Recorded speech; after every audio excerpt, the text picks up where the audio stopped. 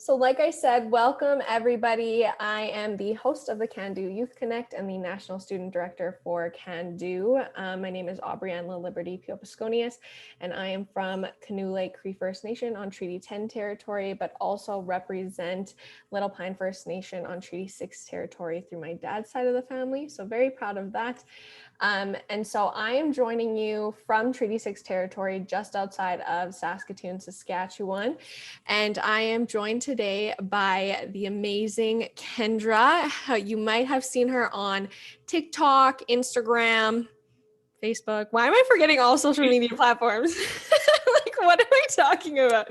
But no, Kendra is somebody that I have gotten to know a little bit just through, different things with Can Do, and she attended our Can Do Youth Summit last year. And it has been nothing but a pleasure to work with such a humble and amazing young woman and seeing her growth and how far she's going and making changes in the world. So it's always a pleasure to have you here, Kendra. And so if you don't know what the Can Do Youth Connect is, the Can Do Youth Connect is a bit of a new initiative for Can Do that we are taking on that will likely resume again after this webinar back in the fall. And so it is a platform to empower Indigenous youth aged 18 to 35 and allies all across Turtle Island to participate virtually to discuss topics such as economic development, lands management, youth empowerment, entrepreneurship, and so on and so forth. So here we have the opportunity to share, discuss, and empower one another just through a short 1 hour and hopefully build connections that we can take outside of these events. Today, after you attend this, you'll be able to fill out a survey. And let me say the chances are very much so in your favor, as you may see. And so we have a $100 Manitoba Mucklex gift card, a $100 She Native gift card, and a $100 Nietzsche Gear gift card for participation. And so definitely fill out the survey afterwards and you will be entered to win one of those. So I guess it's your lucky days. I feel so like casual doing this today for some reason. I think it's because I know everyone in the call, which is always nice because then we can kind of just have fun and flow and go with this together. But without further ado, I will get right into some of the interviews. But Kendra, like I said, is amazing. But I'm going to I feel like I can't always do her the justice she does because she's always doing new things every day. And so, Kendra, do you mind introducing yourself a bit? Yes, for sure. So, Tansei, hello, my name is Kendra.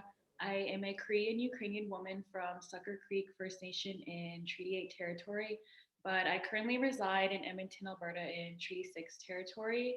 And so I'm a recent graduate. I just graduated with a sport management degree. I am also a personal trainer. I'm a freelance model, and I kind of have been starting to get into a bit of like the influencer stuff. I just signed with a social media management agency. So I'm looking forward to that journey. And yeah, I kind of do a lot. Like I'm a really big wellness advocate also, and just mental health and just living a healthy lifestyle overall, and just kind of wanting to encourage and inspire Indigenous people to like reclaim their wellness because colonization really came and kind of tried to take that away from us. And so I really encourage people to start that reclamation of their wellness journey. Amazing. Yeah, I'm always following your things. As you can see, I send you messages almost every week at this point because you do so much.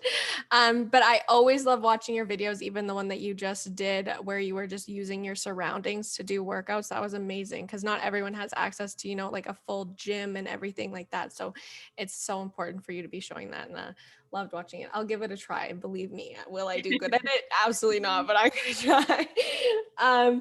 But kind of to get into a bit of the interview questions. So the first thing that I have for you today is kind of what drives you to share your culture? Like when you started on your platform and you started sharing your dancing and your stories and what that all means to you, what drove you to do that and to educate others on your platform? So for myself personally, I'm a reclaiming native. I didn't get to grow up with culture or ceremony or powwow dancing or being out on the land and with knowledge keepers and stuff like that. So I think really just as I started to get older and I learned about residential schools because I didn't have the opportunity to learn till I was about I think like 19. It was like right after I graduated high school. And so I didn't have the opportunity to learn while I was in school growing up about residential school. So there was just a lot of confusion like growing up, like having people like just be racist or like talk down about Native people. And I never understood why, because I didn't understand like the true history. I didn't know, I wasn't educated on that. So I think just as I got older, realizing like just that I had spent majority of my life feeling kind of ashamed and embarrassed and confused about who I was. And then once I started to learn about colonization and all the things that happened to Indigenous people, it just really made me,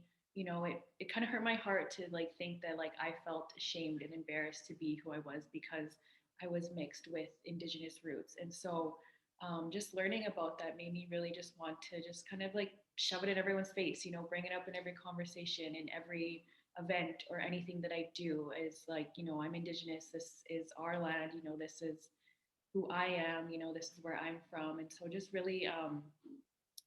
like, yeah, spending a lot of my life feeling like confused and like just kind of like, yeah, ashamed of who I was. It just made me really want to bring that into like everything that I do because, it is who I am. And so it's like, it's not like I can just leave it on the side and come into a space or an event. I am Indigenous and still growing up, like being mixed and being a bit more white passing. Hearing people say like rank and racist things about Indigenous people, like it's like it hurts, because that's who I am. I have family who are like Indigenous, and I grew up around that, and it was never like a question growing up, like, am I Indigenous or not? Like I was born knowing that, and like my dad's from a community that I would go visit all the time, so like, it just hurt. And so as I got to be older, I wanted to just spread awareness on the culture and just educate people in a proper way because I feel like myself, a lot of people didn't have the opportunity to learn about Indigenous people and the history growing up. Yeah. No, thank you for sharing that. I can definitely relate in the sense of that grew up in an urban setting. And so I often heard all of the things that people had to say about me or my family.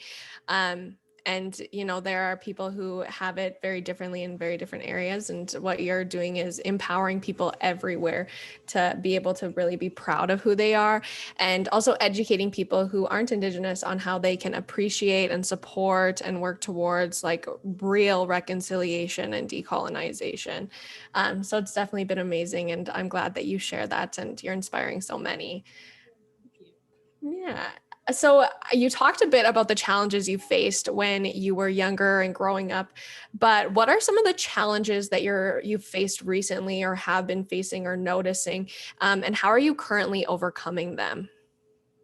So definitely some of the challenges is like a bit of lateral violence. I just find there's a lot of kind of just a bit of hate and just kind of gossiping within like our communities and within the greater Indigenous community. There's a lot of lateral violence and people just kind of want to pull each other down, but it's that's a product of colonization. That's not how our people always were, that's not our ways. But when colonization came over and they teach us to hate ourselves, hate our culture, hate our language, hate our people. And so then we go and we perpetuate that hate towards each other, rather than these systems and the government and these leaders who have perpetuated that against us. So I think just trying to just like not let the lateral violence from my own people and like the hate and the anger like get to me, I think has been a huge challenge, and not letting it like affect me, because I get messages all the time from other Indigenous people like calling me down, or calling me like a half breed, or like calling me white and stuff like that. Just trying to just not let the lateral violence affect me, I think, is what has been a huge challenge recently, especially as like my platform and my following has grown, and my posts have been shared everywhere. That it's like just not trying not to let that affect me, and just realizing that it's like that's something that that person is dealing with, or that they're dealing with, and it has really nothing to do with me. And that it's like it takes time to heal together and get better and grow together. And so just kind of realizing too that it's like we still have a lot of healing and work to do, and that not to just let it bring me down. And I think too, focusing on like all the positive things going on and the positive things people say to me rather than the negative. No, for sure. What you're doing, I can say, is so amazing. And so I hate hearing that people have to face lateral violence. And, it really is a big topic right now. And also something that we're noticing more and more was the rise of social media, and people being able to type whatever they want on their phones and, not usually face the repercussions that come with that or not see the feelings that it causes on the other side.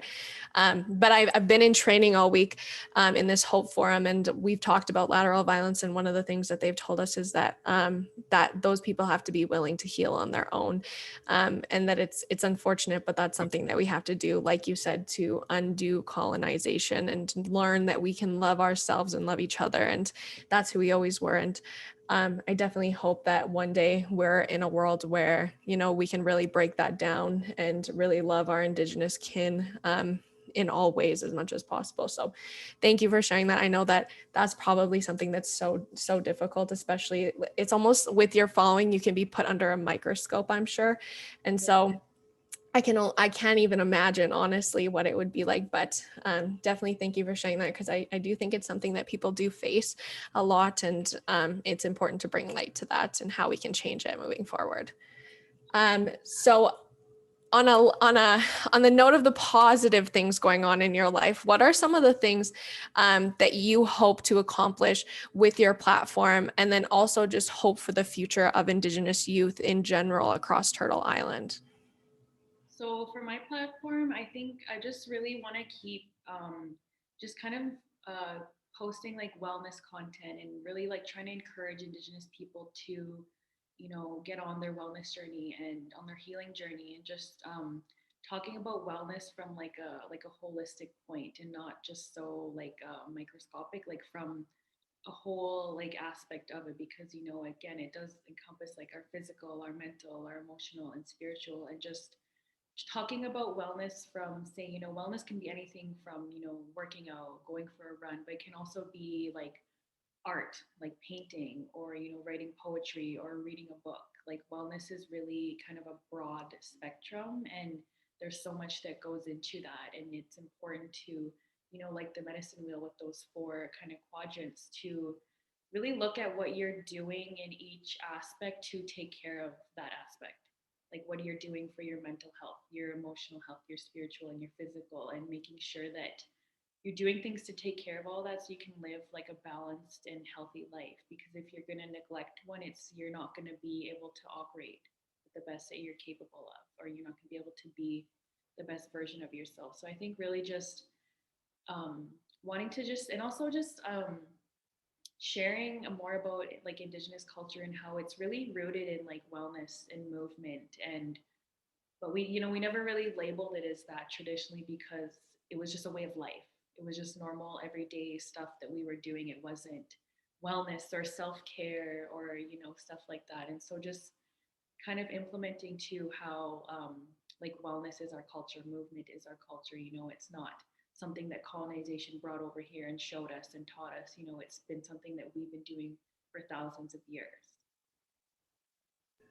No, that's amazing. And I like that you tie in the medicine wheel with that too, because I have a really good friend, and one of her tattoos, it's a key, and then in the key is a medicine wheel. And so it's all about how, balance is a key to life, and something that we should always remember as Indigenous people, because it's so close to all of our hearts. Mm-hmm. Yeah. And so I guess moving forward, just seeing what you've seen with the experiences that you've had, and moving forward in what you do to empower those around you, what advice would you give to Indigenous youth that listen to this recording, watch this recording, or just in general are hearing what you have to say?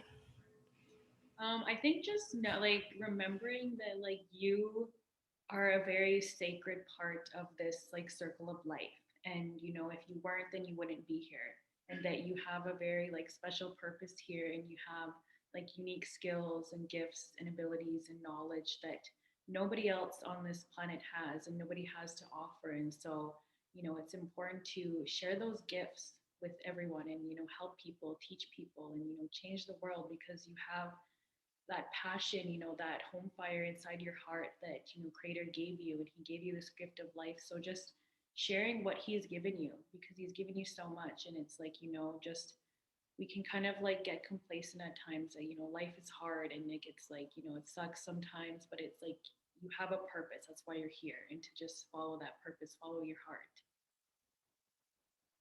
No, that's so beautiful. I love that you said that, because it's so true. We're all interconnected, and we can live together in such a great way, and we just have to explore that.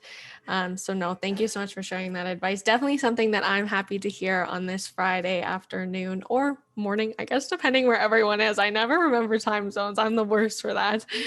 But yes, beautiful advice. And thank you so much for being so open with every question I just asked you. I know that sometimes, those things can, hit deep or open up different areas of your life, but the way that you answer it with so much transparency of yourself, I think it's truly appreciated. And I think people really connect with that. And, that's what makes you such a strong leader in Indigenous communities. But with that, I don't want to take any time away from your movement session. I know we're going to go over the 7 foundations of movement, which I'm very excited for. I put my sweatpants on so that I can participate. Don't know, again, never good at this stuff, but I will try for you. But with that, I'll let you take it over with your movement session. Awesome. Thank you so much. That was awesome. So I'm just putting on my little sock things. I like to work out like in barefoot or kind of socks. I just find like it helps me feel more like kind of grounded and rooted. And like I know even like especially outside, obviously when you're like out on the land and you can have your bare feet like touching the grass. But it's like if you think about too, even just the surfaces that we may work out on like inside. So for example, I'm working out kind of like on like a wood floor here. So it's like just even thinking that everything that all our resources and homes and buildings, like, it's built from the land. Everything that we have comes from the land. It doesn't just come from out of nowhere. So even just recognizing that like the services that we may be on, like the more modern day, it still comes from the land. And so that's why I like to work out in bare feet, to just kind of feel more grounded and connected to, the earth. And so I want to first talk about kind of just why movement is important to me. And there's a few different reasons that I really like to talk about and tell people. And the first one is that movement is very healing. And so it's healing because it can help you to release negative emotions that you may be carrying. And there's different types of movement that can help with your emotions. So if there's like anger or rage, like boxing or running is really good for that. Or if you're needing to kind of reset and like calm your emotions, or relieve stress, like you can do some yoga or slower types of movement. But it also can move around like stagnant energy that may like be stuck in the body, that can be caused from like trauma or mental health issues. And movement is also really empowering. I find that it releases serotonin, which is the chemical in your body that makes you happy or puts you in a good mood. But I find that also too, movement shows you how strong you are.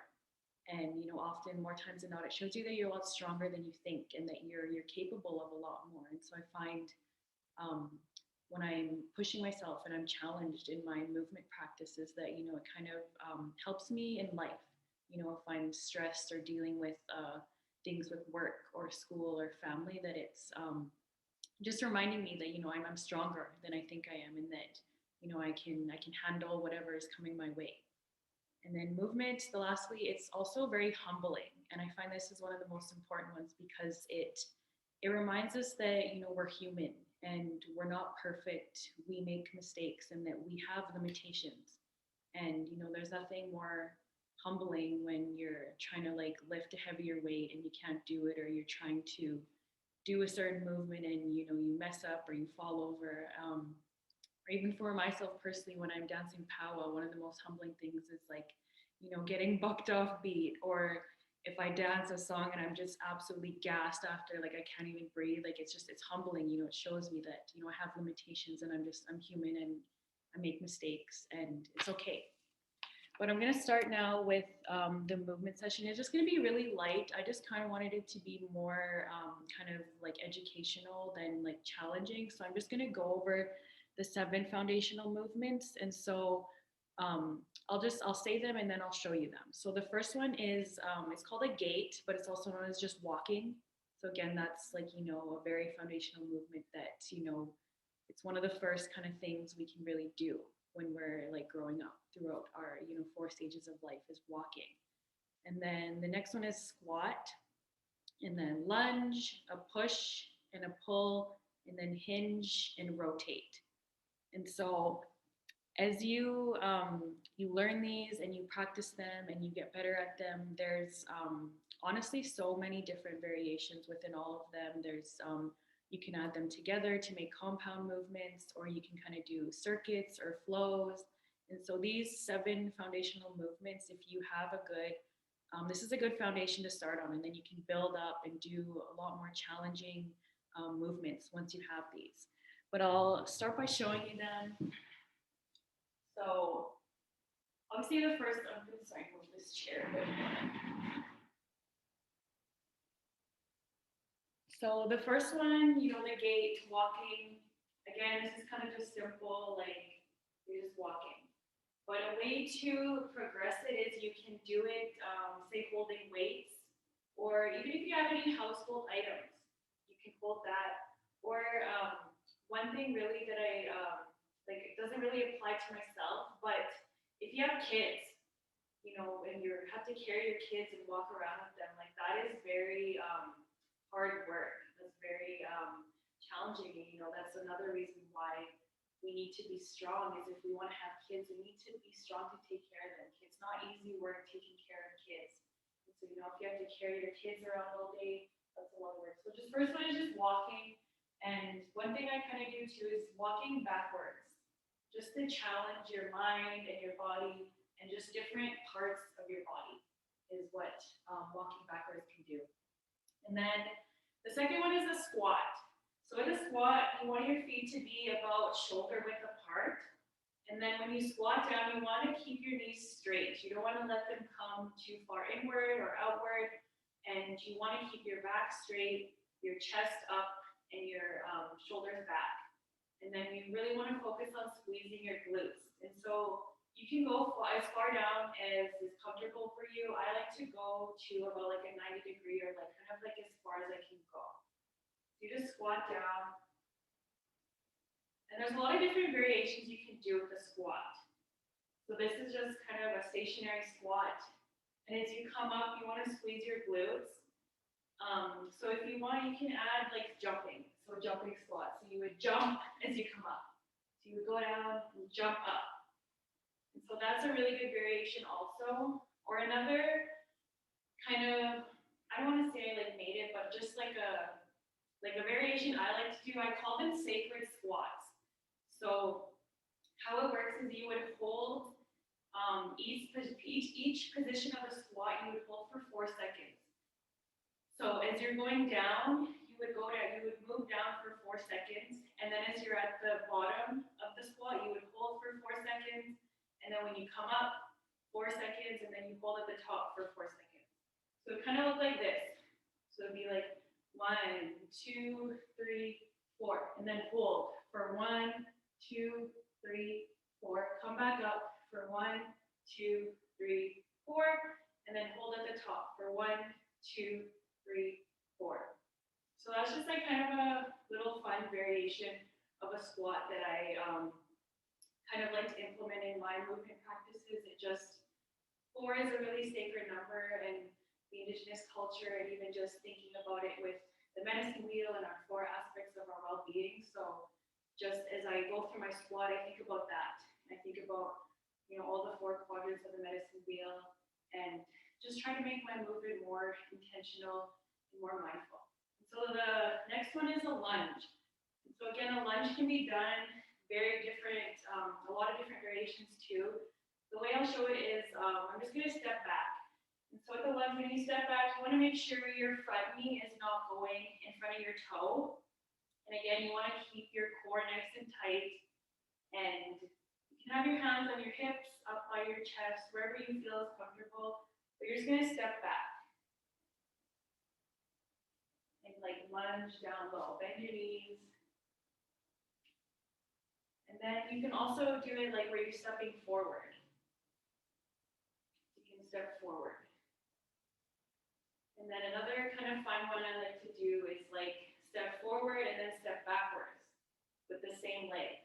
So you lunge forward, come back up, and then lunge backwards. So that's a nice little kind of variation I like to do with the lunge. And then even I had learned this one from, her name is Chelsea Luger. She's Chelsea Moves on Instagram, but she called it like a 4 directions lunge. And so you would just lunge basically in all the 4 directions. So you would start forward and then kind of like rotate sideways, then step backwards, and then to the other side. So I thought that one was fun too, just kind of connecting culture to movement and making it just more fun. I find that because of like colonization and how just a lot of people of color aren't really represented in wellness or in movement. And so I find that they can feel like it's kind of like doesn't apply to them, or it's like, it doesn't feel relatable. But I find that connecting culture to my movement practices, or even when I deliver workshops like this, that it just makes it more relatable and more understandable and more intentional. Like it's like, oh, okay, you know, I'm doing this for my culture. It's not so much about I need to lose weight or I need to have a 6-pack or be a certain dress size. It's not really much about the way you look. Like it's like, you know, because of colonization and we live in such a different way than our ancestors used to live, that it's like, you know, everything's just easy. Everything's like kind of handed to us this day and age. We don't really have to work hard like in the way that our ancestors did in regard to say like food and hunting, or, you know, even our homes and stuff like that. And so I just like to implement culture into my movement. And so the next movement is a push. So this can be done kind of different ways. So I'll show you a push-up. And so how a push-up would be was you come down onto the floor and you'll be in a plank position. And you want to make sure you're pushing a lot of pressure into your fingertips to relieve the tension on your wrist. And so with the push-up, you can just do from a starting position like this. And again, you want to keep your kind of hands like about shoulder width apart, and then you just go down. But another variation is you can do them from your knees, and some people call these like girl push-ups. I don't know why. They're still very challenging and very effective. And you know, I know a lot of girls who can just do regular push-ups, so I don't know why it's considered a girl push-up to do it from your knees. But you can also go from your knees. It's still just as effective. Or another one I like to show would be you can just use a wall or like a counter or something stable where you can lean up against it, and you can just do a push-up from like a standing position. So you would just place your hands on the wall and then just do the push-up from there. So I know this isn't like the greatest view, but just kind of like this. So that's still just as effective as any of the other variations I showed. But the push-up, there's a lot of progressions you can do, like a burpee, which is like a kind of a compound movement of a few different movements into one. But that's the push. And the next one is a pull. And so this one would be the movement I like to do most with a pull is, it's called a row. And so this is working like your back, your arms. And so it would just be, the way I do it is you just kind of like, you're just pulling up. You're just pulling your arm up into like a 90-degree angle here. And you really want to squeeze at your back and your shoulder blades there. But you can do it with 2 hands. And so just pull up. And the progression would be to have weights or any type of heavy object that you could use and pull up. And you want to keep your elbow like tight into your body. So don't bring it out too much to the side as you pull up. Keep it straight and really close to your body.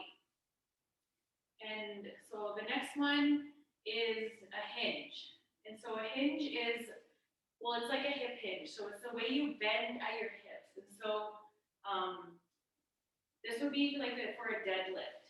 So when you hinge at your hips, you just want to be moving only at your hips. Like you can bend your knees a bit, but you want to keep your back straight, your core tight, and you're not so much bending your back.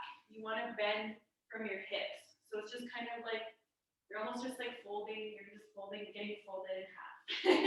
You just bend and hinge at your hips. So it's just your hips that are hinging lower. So as you can see, as I hinge forward, my back stays straight. I'm not bending at my back. It's just my hips is where I'm moving from. And so that's the hinge. And the next one is the rotate. And so a rotate, this one would mainly be added like to different movements. As like kind of a compound movement or like a variation of a movement. So a rotate, I just like to do kind of like this. I like to do this in like a warm up. And so it's just like kind of rotating your spine. And as you move to the side, push and follow through with your hips and just let your arms hang free. And keep your core tight. But rotations are really good to start off in a warm-up before you start your movement practice because it just gets your blood flowing, it gets that spinal rotation, it kind of loosens up your body and your muscle before you're going to go do work so you don't pull a muscle or get injured. But this is just a good kind of rotation. And so you could add a rotation, say, like to like a lunge. So you could do like a step back lunge and then like rotate to the side. And then rotate forward, come back. And then step back and rotate to the side and come back up. So as you learn these 7 foundational movements and you practice them and you get good at them, there's really like an unlimited amount of different movements or variations that you can do. So these are a really good foundation to start with, especially if you're just new to working out or getting in the gym. But these are also movements that you can just do at home, you can do outside on the land or in any space. Like as you can see, I didn't have a huge space when I did all this. So that's one thing too I like to emphasize is with working out or with movement, you don't need a whole lot of space to get a good workout in. You don't need a whole bunch of equipment.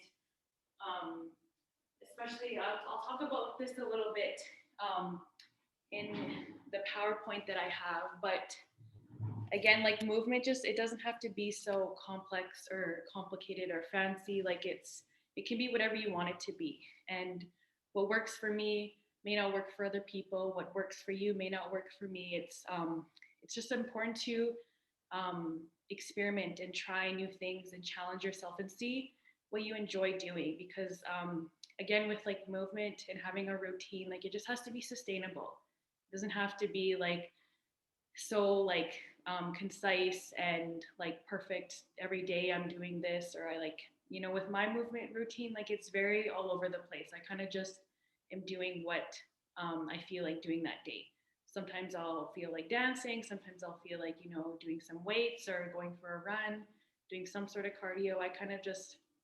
I don't like to be too strict with it because then I can feel guilty that it's like, oh, I didn't do this certain workout today. So it's just finding what works for you and your body and what's sustainable that you can, and especially that you enjoy doing. Movement's supposed to be fun. It's supposed to be a privilege, especially if you're able-bodied. Like it's a huge privilege to be able to move your body. And so it shouldn't feel like a chore that it's like, oh, I have to go do this. It should be something that's fun. And yeah, so that's the 7 foundational movements. Amazing. I can see, Kate, I enjoyed that. I'm in just this like little tiny room. I know you can't see because it's background, but I'm in this such a small room and it was still doable where I was. And so I love that about it is that it's accessible no matter where you go. And then same, I saw in the chat, Morgan loved it. She said that it was a good little bit of movement after sitting at a desk. So important when you're just, stuck in this virtual world right now. Beth agrees. And then Gabby too, she said this was an amazing warm up for her workout. So like I said, this little bit of movement, it means so much to people. And so I'm glad you're really guiding it. But I will let you take over with the youth engagement on the history and discussion. So take it away. Awesome. Thank you so much. I'm just going to share my screen here. Okay.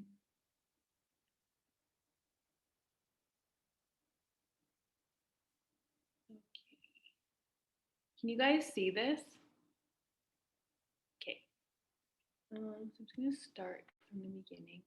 So what I really wanted to talk about now is just um, our culture in regards to like movement and wellness. And what I like to say is that our ancestors were athletes.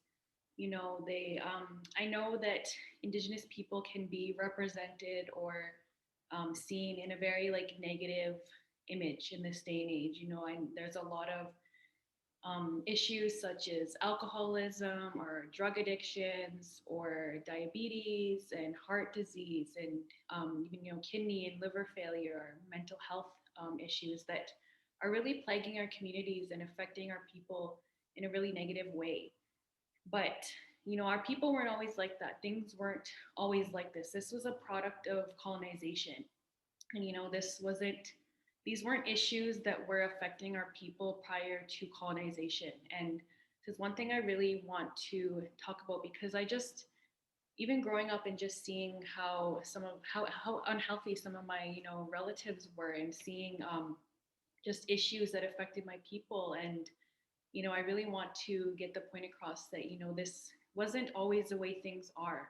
And I really am wanting to support that movement of changing the narrative around Indigenous people and having our culture be shown, and like really displaying that we were really strong and healthy people. We were warriors. We weren't drug addicts or alcoholics and stuff like that. And so I really want to change that narrative, because it's so important for especially youth to see our people represented in a positive way. And so I studied sport management in school. And so my decision for studying that is that I grew up playing sports, and I never saw really many Indigenous people involved in sports, from coaches to managers to personal trainers, or people that were involved within like hockey organizations. Is the sport that I played. But I just noticed there's a huge lack of Indigenous people represented in those spaces. And so I wanted to study that so that I can work towards having more Indigenous people represented within sports and, even recreation, and just like, from the grassroots recreation level to say professional levels of sports. I want Indigenous people to be represented. I want their voices to be heard, their perspectives, and especially considering we're on stolen land. These people get to go out and play all these fun sports, and these professional teams get to make millions and billions of dollars operating all on stolen land. And so that's my reason for studying sport management. And I want to start off by sharing a quote from an article I had to read for one of my classes. So it's called Imagining a Canadian Identity Through Sport, a Historical Interpretation of Lacrosse and Hockey. And so the quote is, for French Canadian males, the First Nations male provided an alternative model of masculinity to what they had known in France. One where physicality, stoicism, and bravado were valued and celebrated, not repressed.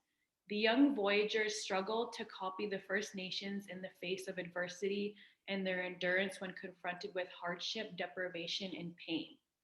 And so this article honestly made me really emotional, and just kind of like, I want to say like kind of proud, because it really displayed and talked about Indigenous people in an extremely high regard, and how they were really strong and like warrior people. Even this quote talks about how they had a lot of physicality, and that stoicism. That term we say is like a joke, like real stoic. Like that was really Indigenous. That was like a part of our culture, and our men really displayed that. And they weren't just weak people who got their asses beat in war, or came over and got conquered.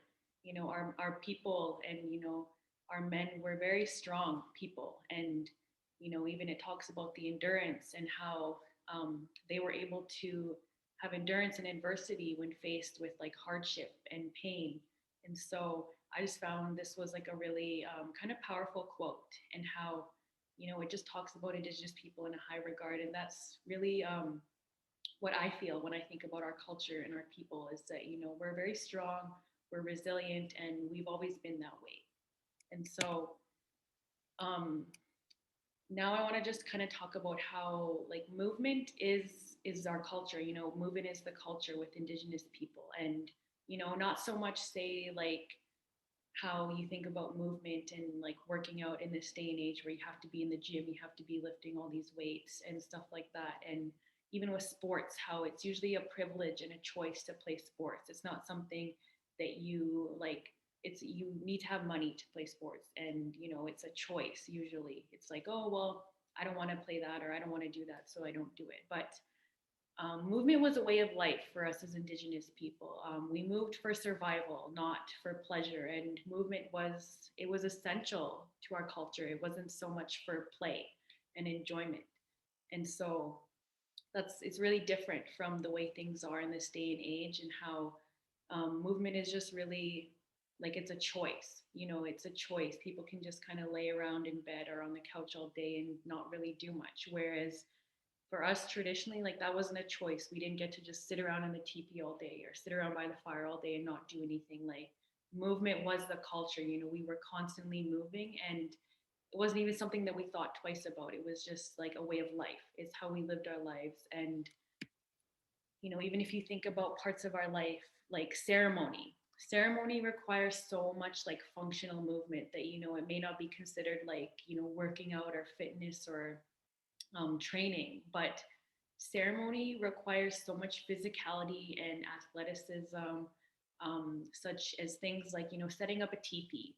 I had the opportunity to set up a teepee this summer, and we kind of did it from scratch. We went out on the land in like the middle of nowhere. We harvested the poles, we cut them all down, we offered tobacco to each tree, and then we had to, lift all the poles onto the trailer and then haul them back.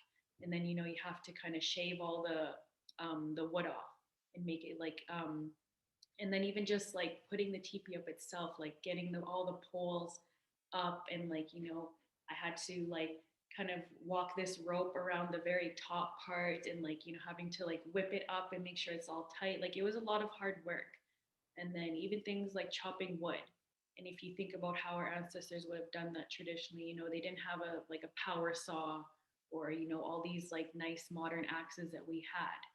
And even like things like gathering sticks for a sweat lodge, or getting the rocks ready for a sweat lodge. Getting the rocks ready, that's like a several hour process. If a sweat's at 5, you have to wake up at 8 a.m. and start getting the rocks ready. And even like picking medicines is really hard work. These medicine people, they put in a lot of hard work, getting that root out. And then, you have this whole big plant, and it's this just one little piece that you did all that work for. And even like, there's certain medicines that if you're picking it for too long, like your hands start to just like cramp up and they get kind of like stuck. Like, I had a medicine man tell me a story of, I forget the medicine exactly what it was, but he was picking it, and he picked too much, and then his hands kind of got stuck like this for a bit, and it took a while for them to get unstuck. And so even just picking medicines, like, that's hard work. Or building a Sundance lodge. I just was at Sundance the other weekend, and that's a lot of hard work that goes into building that lodge. And even just the dancers, like how much hard work that is. Some of these dancers are dancing for like several hours a day, and it's, sometimes it's in the hot sun, and you're fasting, you have no food, no water. So these are all like, functional movements that were just such a normal part of our culture, and that, we didn't consider working out or fitness. It's like, just, these are all really functional movements that were really important to our culture. And even if you think about our food systems, like hunting and fishing, like that again is like a lot of hard work, and you have to be, very physical, very strong, and like hardworking to, if you think about the animals that our people, some of our people hunted, like a buffalo or a moose or elk or seal and whales, like that's crazy to think about, that our people traditionally hunted those animals, and typically, and like, they didn't have guns or big commercial fishing boats. They had knowledge systems and tools, and like different strategies to hunt these animals. And it's like a whole team process to be able to say hunt a buffalo. Like, I can't imagine that, like going out on the land and hunting a buffalo. Like, that's crazy to me. Or even whales, like out in the ocean hunting a whale, or catching salmon. Like, salmon are pretty big fish too. And then if you think about even like just building like tools for fishing or carving rocks for spears, like that's all really like hard work, and it's movement. Again, like movement is the culture. And so um, Indigenous peoples actually, they made many contributions to modern day sports. And so um, I was gonna ask if there was like more people on, but I was just gonna ask like if people have any ideas or answers as to what some of these contributions may have been.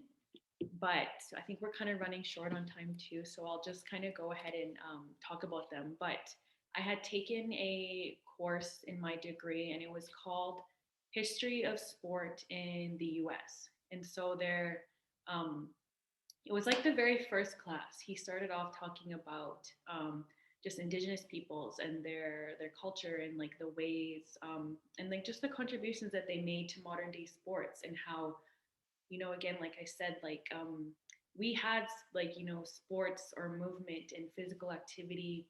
We had that as a part of our culture before colonization came over. And when my professor was talking about these things, it just made me really proud, seeing and hearing my, like, someone talk about my people in like a really high regard, and just talking about how, they were important and they made really important contributions to modern day sports. And, because people always like to talk about like, oh, Canada would be nothing, or and you wouldn't have anything if it wasn't for colonization. But it's like, in reality, we had everything we needed before colonization came over. And, we, even from like in sports and like, movement in that aspect, we had everything we needed before colonization.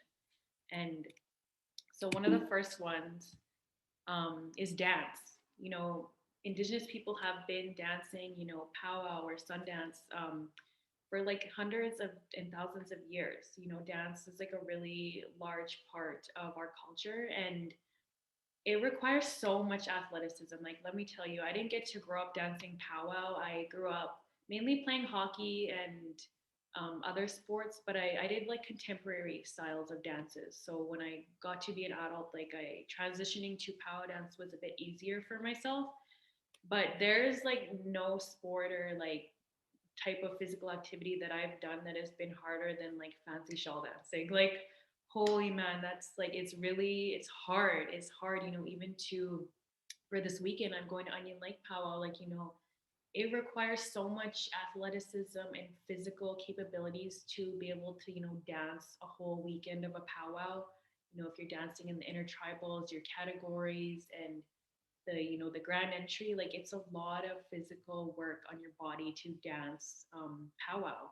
And this was something that was, just, and it wasn't even done so much in a competitive way. We just did it to, dance for creator, dance for ourselves, our families, our communities, dance for, people who need healing, and dance for those who can't, especially if you're able-bodied. It's a really big privilege to be able to dance. And so that's one of the contributions. Another one is lacrosse. And so lacrosse is really like, it's also called and referred to as Crater's game, because Crater had gifted this game to the Iroquois people. And so it's really the lacrosse that we see today is really a modern day version of it. The traditional way that they would play. So this bottom right picture here, you see how there's like hundreds of people. Like, that's a game of lacrosse, like a traditional game of lacrosse. They would typically play like communities or tribes or nations would play like against each other. And it was and it wasn't, again, like, it wasn't so much about competition or beating the other team, or trying to win. It was done again, like, for creator, and for people who needed healing. it was more of like almost kind of like a ceremony. Like there was a different intention and outcome with a traditional game of lacrosse.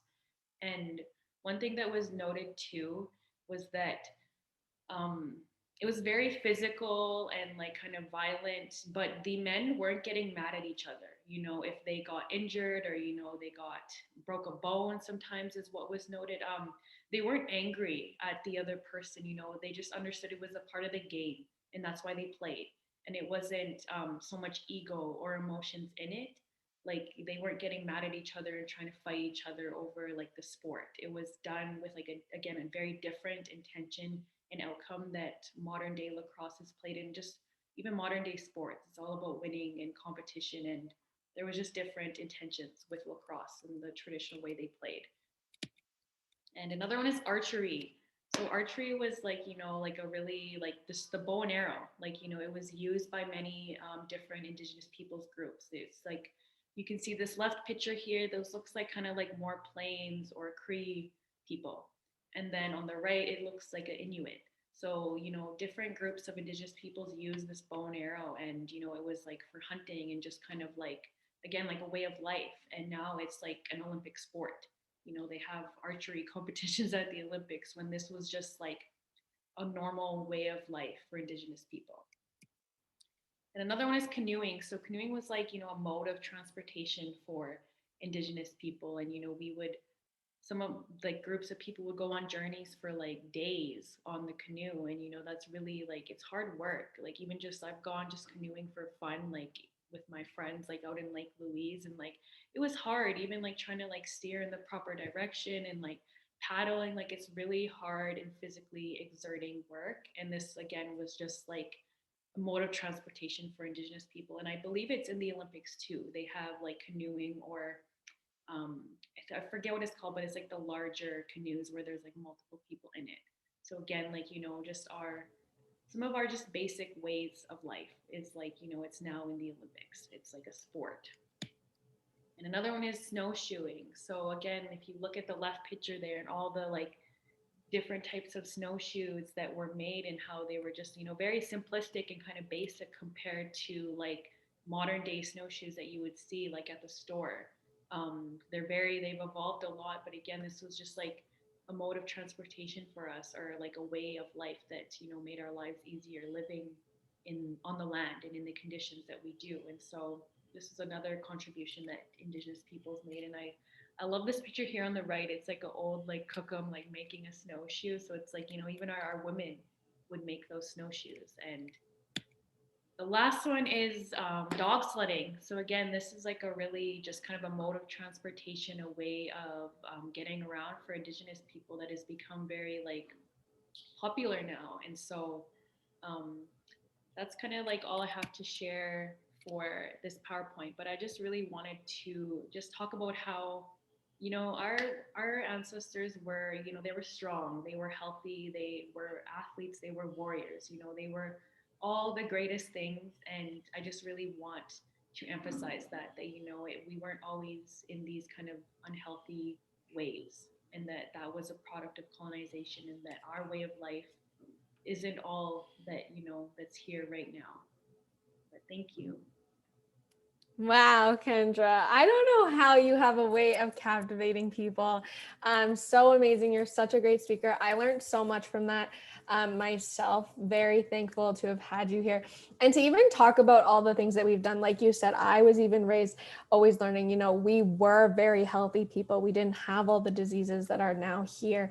And that is a product of just, you know, people coming to on our land. And so definitely very important to share. And I'm glad that you shed light on these topics everywhere that you go.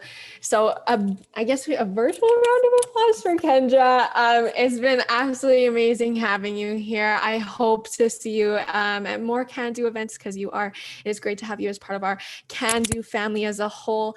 I see there's claps in the reaction, so definitely a very enjoyable thing. And we all got some movement out of it, and I think that that's great. We got some blood flow going, so it was super great.